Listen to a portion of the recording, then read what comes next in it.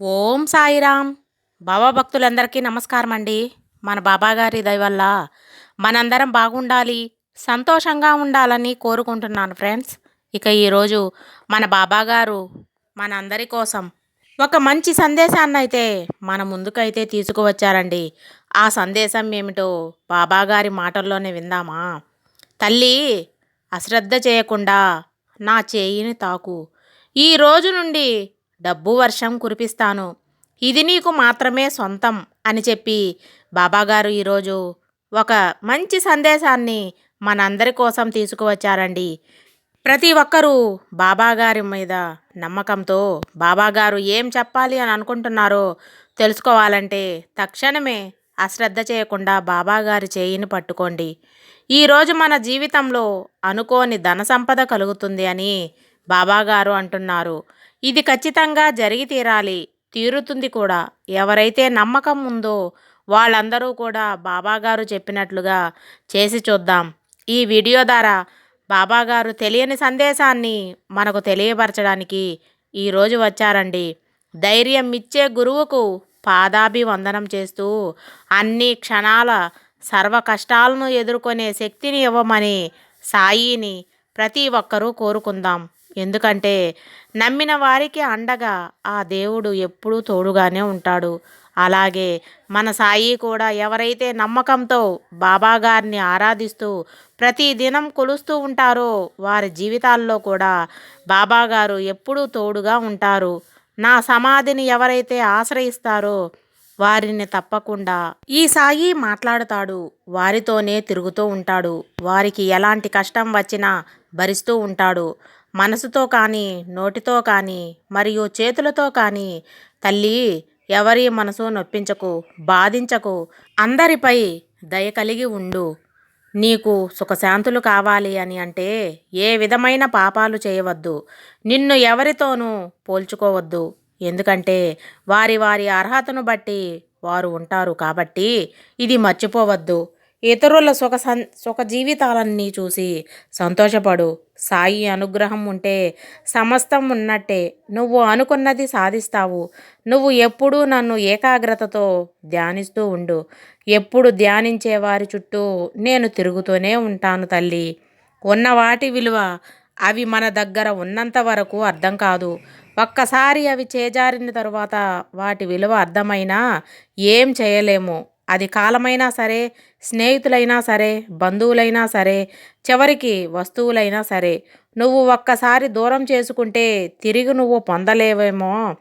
ఉన్నప్పుడు వాటిని జాగ్రత్తగా కాపాడుకోవాలి. కోపం, ఆవేశం ఉన్నవారికి మోసం చేయడం రాదు. మోసం చేసే వాళ్ళకి కోపం, ఆవేశం ఉండదు. ప్రస్తుతం సమాజం అంతా నటనతోనే ముడిపడి ఉంటుంది. అలాంటి వారికే రోజులు కూడా బాగా కలిసి వస్తాయి. అలాంటి వారిని చూసి నువ్వేమీ దిగులు పడకు. నీకు ఈ సాయి సదా తోడుండగా నువ్వు ఆత్మవిశ్వాసంతో, నమ్మకంగా నన్ను ఏది కోరుకున్నా అది నీకు చేరవేరుస్తాను. అందులో ఎటువంటి సందేహము లేదు. ఎందుకంటే కాస్త ఆలస్యం కావచ్చు అంతే, కానీ అది తప్పకుండా నీ దగ్గరకు వచ్చి తీరుతుంది. ఎవరి గుణం ఎలాంటిదో వారు అలాంటి ఫలితాలనే పొందుతారు. నువ్వు మంచి గుణంతో ముందుకు సాగు. నీ ధర్మమే నిన్ను గెలిపిస్తుంది. నువ్వు ఎవరిని ఇబ్బంది పెట్టినంత కాలం నువ్వు ఎప్పటికీ రాజులాగే, రాణిలాగే బ్రతకవచ్చు. అందరూ ఒకరిని చూసి వదిలేసి నువ్వు మాత్రం దైవాన్ని వదలకూడదు. మనిషి బలం కన్నా దైవ బలం చాలా శక్తివంతమైనది. కాబట్టి నువ్వు దైవాన్ని అంటిపెట్టుకొని ఉంటే జీవితంలో నీకు ఎంతటి కష్టం వచ్చినా ఆ భగవంతుడు నిన్ను కాపాడుతూ వస్తాడు. ఎలాంటి ఇబ్బందులకు గురైనా ఆ భగవంతుడు నిన్ను రక్షిస్తూ ఉంటాడు. కోపం మాటల్లో ఉండాలి, మనసులో కాదు. ప్రేమ మాటల్లోనే కాదు, మనసులోనూ కూడా ఉండాలి. అలా ఉంటేనే నీకు నీ జీవితం ఆనందంగా కనిపిస్తుంది తల్లి. నేను నీ బాధను చూస్తున్నానమ్మా, చింతించకు. నేను నీకు స్పందిస్తాను. ఏ పరిస్థితుల్లో, ఎలాంటి కష్టాల్లో, క్లిష్ట పరిస్థితుల్లో ఉన్నా కూడా నేను నిన్ను ఒంటరిగా వదిలిపెట్టను. నేనెప్పుడూ నీ గురించి ఆలోచిస్తాను. ఇంకా ఎందుకు మౌనంగా ఉన్నావు? బాబా గురించి ఎందుకు ఆలోచిస్తున్నావు? ఎందుకు ఎవరో చెప్పింది వింటున్నావు? కష్టసుఖాలన్నవి ఎవరికైనా సహజమే తల్లి. కష్టం వస్తుంది, దాని వెనక సుఖం కూడా వస్తుంది. వాటిని ఎవరైనా అనుభవించి తీరాల్సిందే. వచ్చిన కష్టం వెళ్ళక తప్పదు, వెళ్ళిపోయిన సుఖం తిరిగి రావడం తప్పదు.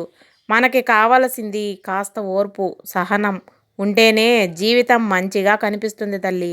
ఈరోజు ఈరోజు వరకు ఎంతో విలువైన నీ కన్నీటిని కష్టాల వలన కోల్పోయావు. ఇకపై నీ జీవితంలో కళ్ళ నుండి ఒక్క చుక్క నీరు కారినా అవి నా సంతోషంతో వచ్చిన ఆనంద బాష్పాలు మాత్రమే అవుతాయి. ఇది సత్యం. నీ సంకల్ప బలం చాలా గొప్పది. దాని ముందు జాతకాలు, ముహూర్తాలు లాంటివి ఏవైనా సరే చాలా చిన్నవిగా కనిపిస్తాయి. అదే బలంతో ముందుకు వెళ్ళు. ఈ సాయి నీకు తోడుగా ఉంటాడు. విజయం ఆలస్యమైనా బాధపడకు. చెడు కర్మఫలం వెళ్ళిపోతుంది. అది చూసి నువ్వు ఆనందపడతావు. కష్టకాలాన్ని సాయి ఉన్నారనే నమ్మకం, సహనంతో ఓర్చుకో. సంతోషంగా ఉన్న కాలాన్ని సాయి దయగా గుర్తించుకో. అంతే. 100 కష్టాలైనా తట్టుకునే శక్తిని ఆ భగవంతుడు ప్రసాదిస్తాడు అని నమ్ము. కోరితే నీ ధైర్యానికి ఖచ్చితంగా దేవుడు 1,00,000 సంతోషాలైనా నీకు వరంగా ఇస్తాడు తల్లి. స్నానం అనేది అలసిన దేహాన్ని శుభ్రపరిచి హాయిని ఇస్తుంది. మౌనం నీలో కోపాగ్ని చల్లార్చి నిన్ను మనిషిలా చేస్తుంది. ధ్యానం నీ అంతరాత్మను శుద్ధి చేసి దైవ మార్గం చూపిస్తుంది. 10 ఆకులలో ఉన్న పదార్థాలను చూసేవారు తన ఆకులో ఉన్న పదార్థాన్ని ప్రశాంతంగా తినలేరు. 10 ఇళ్లల్లో జరిగే గొడవలను వినాలనుకునేవారు తన ఇంట్లో మనశ్శాంతిగా నిద్రపోడు. ఇది ఎప్పుడైతే నువ్వు తెలుసుకుంటావో అప్పుడు నీకు మనశ్శాంతి ఎక్కడ దొరుకుతుంది అన్నది అర్థమవుతుంది. అన్ని రోజులు మనకు అనుకూలంగా ఉండవు. మనది కాని రోజున మౌనంగా భరించాలి. మనదైన రోజున అన్నింటికీ సమాధానం దొరుకుతుంది. నువ్వు చేసే పనిని నీ అంతరాత్మకు సమాధానం చెప్పుకోగలిగితే చాలు. అందరికీ నచ్చేటట్టు చేయాలంటే దానికి నీ జీవితమే సరిపోదు తల్లి. అసూయతో బ్రతికే వారికి సరైన నిద్ర ఉండదు. అహంకారంతో బ్రతికే వారికి సరైన మిత్రులు ఉండరు. అనుమానంతో బ్రతికే వారికి సరైన జీవితమే ఉండదు. కాబట్టి నువ్వు నీలాగా బ్రతకడం నేర్చుకో. ఎవరిని చులకనగా చూడవద్దు. ఎవరికి తెలుసు, ఈరోజు నువ్వు తొక్కిన రాయి కూడా రేపు శిలగా మారి గుడిలో దైవంగా మారొచ్చు. మనిషి జీవితం కూడా అంతే. ఎవరి జీవితాల్లో ఎటువంటి మార్పులు వస్తాయో ఎవరు ఊహించలేరు. అంతా భగవంతుడి నిర్ణయం. పక్కవాడు ఏడుస్తుంటే అది చూసి నువ్వు ఆనందించకు. ఎందుకంటే నీకు ఎందులో అయితే ఆనందం దొరుకుతుందో దేవుడు నీకు అదే ప్రసాదిస్తాడు. కాబట్టి నీ జీవితం ఆనందంగా నువ్వు వెతుక్కోవాలి అంటే నీ కళ్ళల్లో వెతుక్కో. నీ చుట్టూ ఉన్న వాళ్ళని ఆనందపరచు తల్లి. ఈరోజు చూడగానే నా చేయిని తాకమ్మా అని చెప్పాను. జీవితంలో ఎప్పటికీ ఓడిపోకుండా నీకు కావలసినంత ధనాన్ని నేను ప్రసాదిస్తాను. దాచిన ప్రతి రూపాయి నిన్ను ధనవంతుణ్ణి చేస్తుంది. దానం చేసిన ప్రతి రూపాయి నిన్ను ధర్మాత్ముడిగా మారుస్తుంది. ధనం కాటి వరకే వస్తుంది. ధర్మం, దైవం కాళ్ళ దగ్గరకు నిన్ను తీసుకెళుతుంది. నీకు ఏది కావాలి అన్నది నువ్వే నిర్ణయించుకో. ఏ క్షణం నుంచి మన మనసు ఎదుటివారి మంచిని కోరుకుంటుందో ఆ క్షణం నుంచే మన మనసుకు సంతోషం ప్రారంభమవుతుంది. నువ్వు సంతోషంగా బ్రతకాలి అన్న, కష్టాల్లో ఇలాగే ఉండాలి అన్న నీ చేతుల్లోనే ఉంది. కంటి నిండా నిద్ర, ఒంటి నిండా ఆరోగ్యం, మనసు నిండా సంతోషం. ఈ 3 ఉన్నవారే అత్యంత అదృష్టవంతులు, అధిక సంపన్నులు. ఇంకేం కావాలి నీ జీవితానికి? ఇతరులను అర్థం చేసుకునే మనసు, సహనంతో ఉండే తెలివి, కష్టాలకు చలించని గుండె, ధైర్యం, శ్రమించే తత్వం, ఇతరులను ప్రేమించే మంచితనం. ఇవి మాత్రమే దేవుని దగ్గర వరంగా కోరుకో. ఖచ్చితంగా నీకు లభిస్తాయి. నీకు ఏం కావాలి అన్నది ఆ పరమాత్ముడికి తెలుసు. కాబట్టి నీకు ఏం కావాలన్నా కూడా ఆ భగవంతుడి ముందు విన్నవించుకో. నేను ప్రతిరోజు దేవుని ప్రార్థించేది ఒక్కటే. హే కృష్ణ, నేను ఎవరినైనా గాయపరిస్తే క్షమాపణ అడిగే శక్తి నాకివ్వు. నన్ను ఎవరైనా గాయపరిస్తే క్షమించే గుణం కూడా నాకివ్వు అని నువ్వు ఎప్పుడూ మనసులో అనుకోవాలి. ఏ దేవుడి ముందు నువ్వు ఇష్టంగా ప్రతిరోజు దీపం వెలిగిస్తావో ఆ దేవుడి ముందు ఇలా చెప్పుకో. ప్రతిరోజు చెప్పుకో. ప్రతి ఒక్క రోజుతో పోయేది కాదు. మనిషి అందంగా ఉంటే సరిపోదు, మనసు కూడా అందంగా ఉండాలి.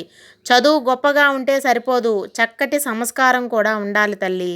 మాటలను ఎప్పుడూ అదుపులో ఉంచుకోవాలి. అలా అదుపులో ఉంచుకోలేని వారు బంధాలను నిలుపుకోలేరు.